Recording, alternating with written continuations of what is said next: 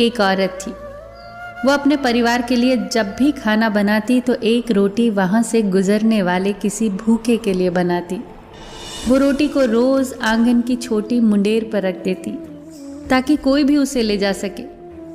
एक कुबड़ा रोज़ वहाँ से गुजरता और उस रोटी को ले जाता। वो उस रोटी के लिए उस औरत को धन्यवाद नहीं कहता, बस कुछ न कुछ बड़बड़ाता जाता। वो हमेशा यही बड़बड़ाता, जो तुम बुरा करोगे वो तुम्हारे साथ रहेगा, जो तुम अच्छा करोगे वो तुम तक लौट कर आएगा, ज़रूर आएगा। दिन गुजरते गए, ये सिलसिला यूं ही चलता रहा। एक दिन उसकी उस बात से तंग आकर वो औरत सोचने लगी, कितना अजीब आदमी है ये, एक शब्द तो धन्यवाद का देता नहीं, न जाने क्या क्या बड़बड़ाता है। रोज़ की तरह वो कुबड़ा फिर आया, रोटी उठाई